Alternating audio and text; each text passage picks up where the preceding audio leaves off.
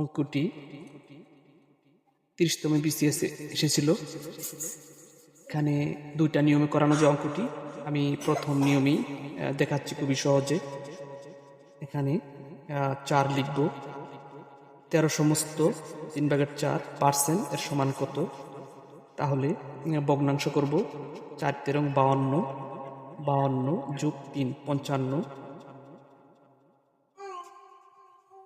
যেহেতু ভগ্নাংশ করতে গেলে গুণ করতে হয়, এখানে পার্সেন্টের জন্য 100,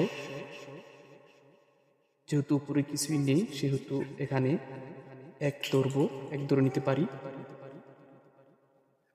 এখন সোজাসুজি গুণ করব। 55 একে 55, 55 গুণন 1 55, 4 গুণন 100 400। এখন আমাদের উত্তর বেরিয়ে যাবে খুবই সহজে। 5 11 যদি এখানে গুণ করি, 5 11 55 কাটাকাটি করলাম,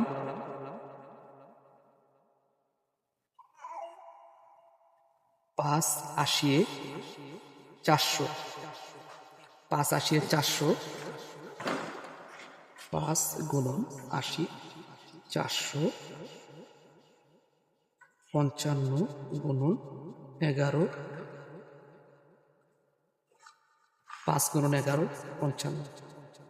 তাহলে আমরা উত্তর পেয়ে গেলাম 11/80। উত্তর 11/80। খুবই সহজে আমরা উত্তরটি পেয়ে গেলাম। আরো একটা নিয়ম আছে, ওটাও খুবই সহজ। এটা খুবই সংক্ষিপ্ত সময়ে করে দেখালাম। এই অঙ্কটি 30তম BCS পরীক্ষায় এসেছিল।